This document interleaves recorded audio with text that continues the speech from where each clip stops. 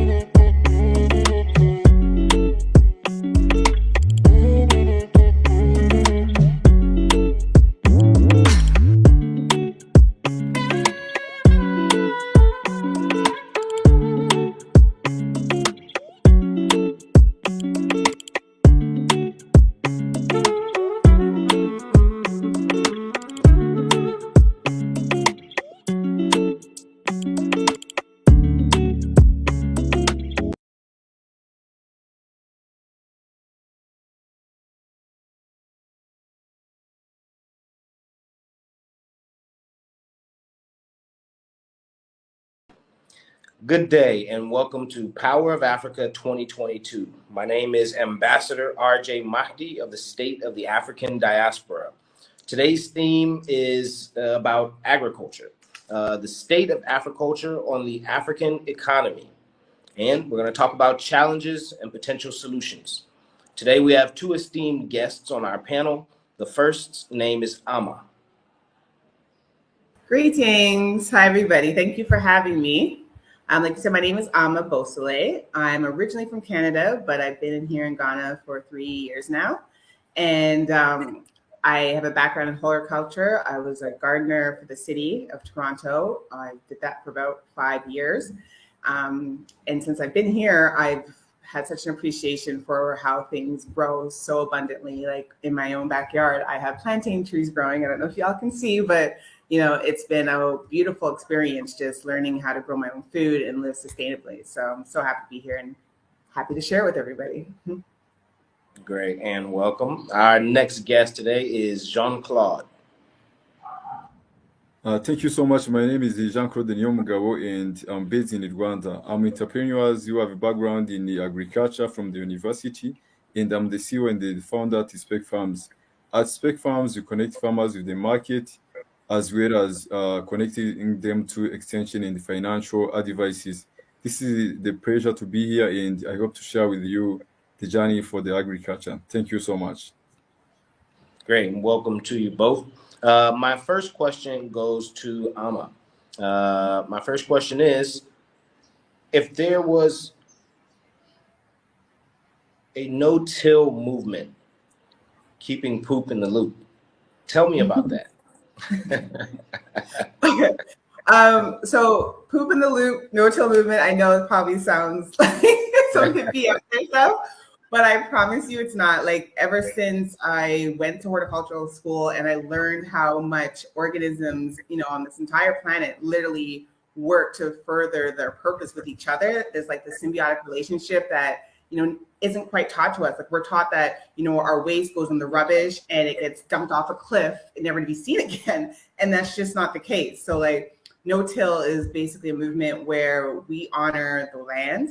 We understand that the soil has so much living organisms within it than there is on top of it. And there's no way we can ever expect to have this abundance of life coming forth every harvest without protecting those organisms that make it happen.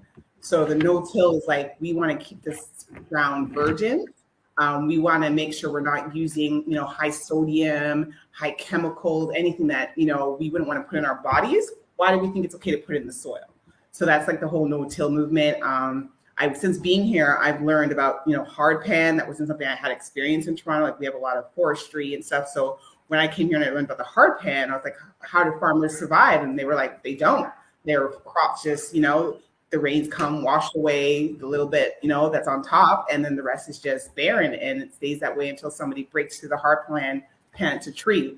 So they came up with the ripping strategy, where instead of these big plows that come and, overturn the entire farm, and then the rains come and wash it away, they just rip. They have 3 or 4, prongs that will rip at least, a good 1.5 feet, maybe 2 deep, depending on, how expensive of an equipment you get. But they just do these lines of ripping through the hard pan. And there's the only place that they'll put, compost or manure or fertilizer or seeds or anything, so that the rest of the land has a chance to recuperate, that healthy living, because you're not destroying anything that, happens. Let's say there's weeds or bush or, any microorganisms that might be there. You're not disturbing it when you don't have to, because nobody wants, a field of corn that you can't even walk through.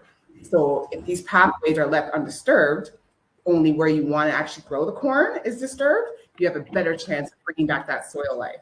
And so on top of the no-till, you have keep poop in the loop. So that's basically sawdust toilets. I know everybody knows what's happening with Ukraine and Russia, and how there's like this big, shift in how we are going to get these, agricultural inputs. And if we can actually create our own every day by just pooping in sawdust, letting that sit dormant 6 months to a year, and then throwing that on top of our farms. It's worked in India. It's worked in the Caribbean. It's a common practice. And I feel like that's one of those major things that we need to include when we're thinking about, okay, how are we going to, conserve and sustainably, flourish as an agricultural sector if a war breaks in Ukraine and Russia, now we're all out of luck. Like we have nothing to do with it, but we're going to feel the most consequences. So if I had to sum up the two together, that's how I would strategize it. Nice. And for my brother Jean-Claude, from you, what is the impact of agriculture on the African economy? Okay, thank you so much. Regarding the impact of agriculture on the African economy, as you have seen, the agriculture employ more than 70 of the labor force, and it accounts for 40 up to 40 GDP. This shows that around 70% of the people in the rural areas, and many of them are using agriculture as the main source of revenues. And this agriculture has impacted the gross domestic product for every country. And as you know, those small-scale farmers are trying to make sure that they can get everything, such as the income and reducing the poverty alleviation through agriculture. And agriculture has impacted everyone who are involved in this sector, because it can provide the food and everything that they need to survive. Thank you. Nice. Back to Ama. Tell us a little bit more about what's going on there in Ghana in terms of waterways and proper waste management. Right. So I've been here 3 years, and this rain season, I used to think they were lying when they talked about a rain season. The last 2 years, I guess it's global warming and climate change, however you want to call it, but the rains weren't as severe as it is right now. Like, I don't know if you can see out my window, but this happens like often, and there's nowhere for the water to go. So we have paved roads and paved, compounds, like people pave their lawns and have their cars parked there, and they will have all these roofs, and nothing's being collected. So all this water is being channeled and funneled in these little bottlenecks. But at the same time, we don't have any waste management. Like, it's not uncommon to have, your neighbors burn trash, to, just see sachets of, waste of the water just on the streets, and go to the market and everybody has those, plastic bags and the rubbers and the forks and styrofoams, like all these things that are being brought in to the country, because none of these things are made here. They're being brought in, and then there's no one being held accountable for, now that they're here, where are they supposed to go? So with the waterways being blocked, you'll see, damages to property, to roads, to farms, to everything. Like everybody is, especially in Accra, I just saw there was a car like literally floating down the water. And I was like shocked because I've been here 3 years and I've never seen this much water. So I'm just like, if we could have some type of rain catchments, like I've seen it where every house could have like a rain barrel, with a gutter system around, just collecting what's falling on their roof and having that filter in to, a barrel, which, you keep your mosquito net over, you can drop a little chlorine tablet in if you're worried, but that could be drinkable water. That's one less, gallon, 2, 3, I don't know how big, somebody's roof might be, but that's going into the waterways because it's getting to a point where I've had, local community events having to be shut down because people can't get out, the streets flooded. And we just have this abundance of water only in the rain season. Then come the dry season, it's like, how are we getting this water to keep our crops going all year? If we had stored it in the rain season, that'd be a, immediate solution to, allow I've seen some of the boreholes go dry. I've seen people having to ship in water, like these big water tankers when the city water gets cut off, because that, that happens. The pipes are a bit older. So there's just so much I feel like could be done in terms of just rain catchments. I actually just saw a YouTube video of Barbados, and there it's like mandatory. They have these stonemasons that have had this profession from the beginning of this island, but that's just what they do. They make these tiles on their roofs to store the water because there's no plumbing. They can't have that type of infrastructure because they're on a rock. So they just didn't have a choice. But these rain catchments have been making the biggest difference because they don't have those problems, where the pipe erodes and, you wait on the city to fix it. It's like, no, it's your rainwater. It's your, everything's very self-efficient there. So I was really inspired by that video. I could see that here, especially in Accra, because Accra has so much concrete. So if they just started collecting all of that water that was falling on their roofs, I know it would divert a huge amount from the waterways and, hopefully implement a recycling program. But I'll stop.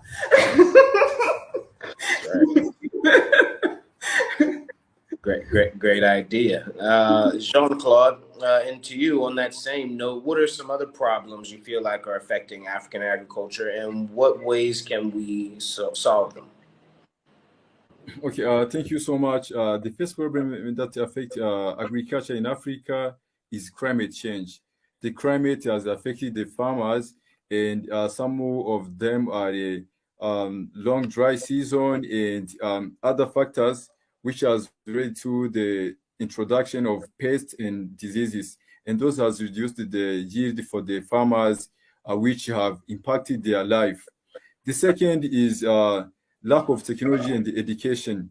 As you see in Africa, when it comes to technologies and education, this is the continent which is left behind. You can see the development of different institutions which have more on the research and the more technologies in Africa, where you can't see those development in Africa. As you compare it to Europe, Asia, or America, you can't see the development of those technologies. There is also lack of financing. As you can see, most of the small banks or large banks in Africa aren't focused on the small-scale farmers because they think that they are not bankable. So when it comes to having access to the finance, access to the funds, it becomes difficult for the farmers. Regarding the solution for the climate change, we need more and more research and on the seeds which have high germination potential to make sure that our farmers can benefit from those seeds. We need also the advancement in technologies to make sure that the farmers can know their soil, the analysis for the soil, to make sure that they meet the crops which can fit with that soil. We need also to have access to the high quality input such as fertilizer to make sure that we can increase the production. The farmers also need to have to grow the crops which have high demand on the market, because most of the small-scale farmers in Uganda or in Africa, they are doing subsistence farming with the staple crops. So we need access to those skills, those innovation, to make sure that the farmers can grow the crops for the export market. As you know, most vegetables and fruits have a high potential demand on the export market. We need to train those people to make sure that they can grow those crops. And regarding the education and technologies, I can keep emphasizing on the government. The government need to put more effort, more budget on the agriculture, to put more effort on the research and the education, to make sure that the farmers may have access to the trainings and the resource that they need to make sure that they can increase their production. Regarding the financing, we need also to encourage the farmers to be in the cooperatives or partnership. This is because they can get access to financing, big financing, the big market. As you have seen, most of the farmers here are small-scale farmers with less than 1 hectare. Imagine giving those farmers the access to the finance. It is difficult for the banks which need high return for their loan. So we need to keep emphasizing the farmers to be in the cooperatives, to make sure that they can get access to the funds or other kind of support, such as the market, to increase their income. Thank you so much. So one more question for Ama. What challenges have you faced since COVID-19 started up until now? Wow. What haven't I faced? I mean, when I originally started COVID, it was kind of like this thing that was happening in the West. So for us, life kind of just continued. We're in Central Region. It wasn't mandatory to wear masks. There wasn't these, enforced vaccinations. I didn't know anybody that had COVID, so it wasn't, that real. And then it was like the final call and the world stopped, and the show started. It was like, wow, you're just seeing how vulnerable you are when you can't get, certain items shipped to you, or you can't just, go to the market. Everybody wants to know your temperature and everybody wants to know your mask is. You realize how dependent you've become, because you're used to just that instant, gratification of just, I want a tomato, I'm gonna buy it, So I had a chance to reflect and was like, I could definitely, I may not have a farm, but I could be, in my compound with pots and my, got my plantains in the back, and I bought some chickens and I got to have my first, fresh, raised eggs out in the back. So that was great.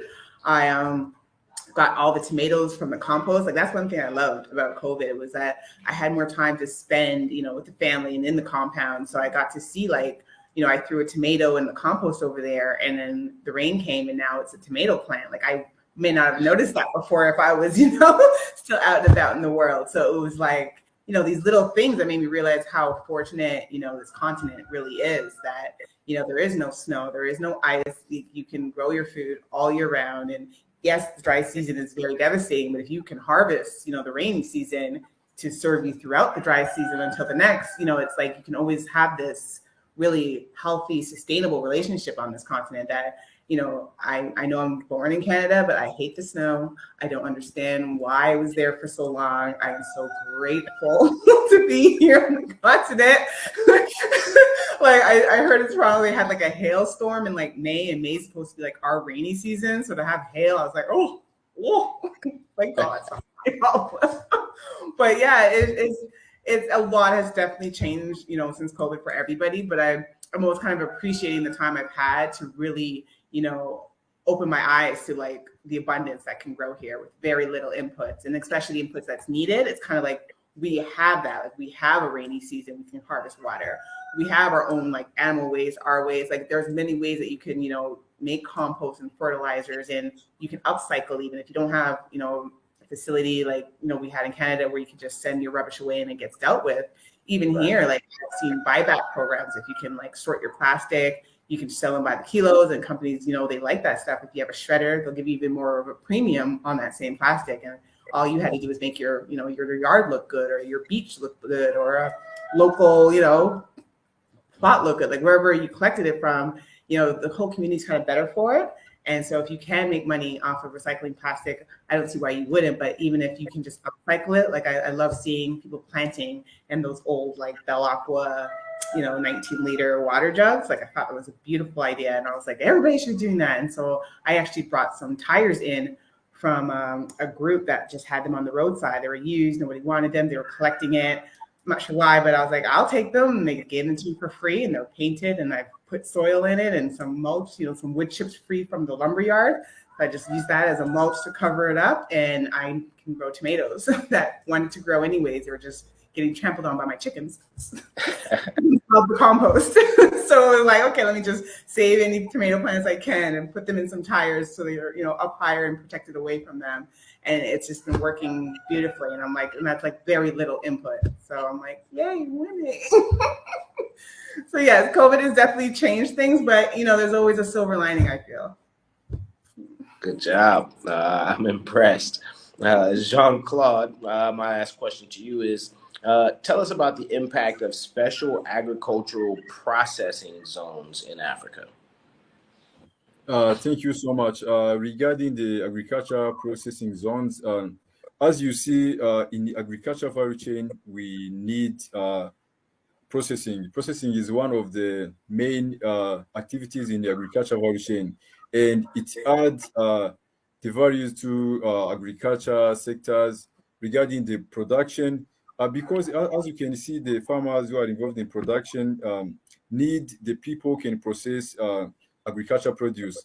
For example, if you are processing tomatoes, we need the farmers who can grow those tomatoes and sell them to the industries which can process them and produce the finished product. So the impact of processing is about reducing the post-harvest losses, which can be caused by lack of packaging or other factors. And when we get the right material and equipment for the processing, we add the values to agriculture produce. For example, if we have the tomatoes and they are processed to other finished product, we can get high price for that produce, and this reduce the farmers' loss, because sometimes when the farmers produce the crops and didn't get access to the industry which can process them, they can have the loss in the processing and the harvesting. So the processing can increase the GDP for the countries.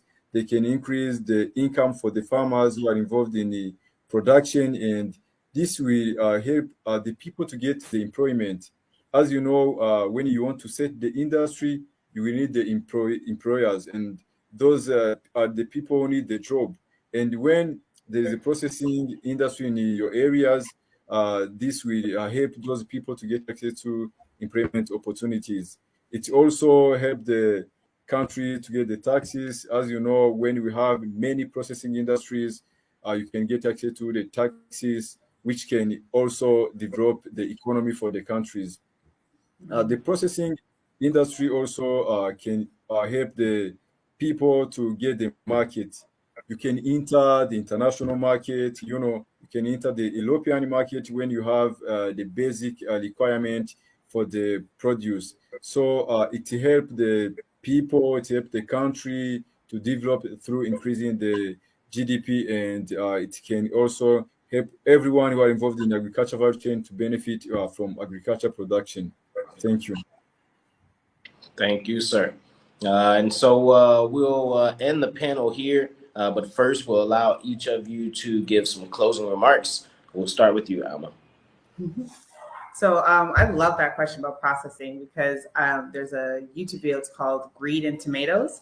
And it was just speaking about this mass exodus of tomato farmers, going past north, going into Europe, and they're just treated horribly. And so I know if there was a way that we could add value to the tomatoes before it hits the market, we'd probably not lose as many of our people, like our hardworking people, because they're clearly willing to work hard if they're going to travel that far. And it's not an easy job that they're traveling to, right? So we have to honor, our farmers. And if they're willing to work hard, we really should be trying to match them and buy locally. Like if we can buy local, tomato paste, or buy local tomato sauce, or ketchup even. Like there's a country that, is producing ketchup. Like, do we really need to be going for the name brands that we're used to as, diasporans abroad? But, if we could really focus on anything local that's been processed here on the continent, I feel that would be the best thing we could do for our farmers. So I'm happy we had that conversation, or you guys had the conversation. Great. And Jean-Claude, your closing remarks? Yeah, thank you so much. I would like to close by saying that agriculture is the backbone of African economy. So we need everyone who are involved in the agriculture value chains, from production to distribution, supply chain, processing, consumers, and the marketing. So we need those people to be strengthened. We need those people to be developed to make sure that agriculture can benefit everyone who are involved in agriculture value chain. So we need also the people can give the farmers the funds. We can give them the trainings and the technologies that they need to make sure that the agriculture can be sustainable. Agriculture is one of the best way to lift every country, every people out of the poverty. So we need development to make sure that everyone who are involved in agriculture can benefit, so that agriculture can be turned into a profitable business ventures. Thank you so much. Thank you, sir. And so that brings us to the end of our panel today, the impact of the state of agriculture on the African economy, challenges and potential solutions. Thank you so much to our esteemed guests, Ama and Jean-Claude. We thank you all for tuning in. And until next time, on behalf of Power of Africa 2022, we bid you goodbye. Bye.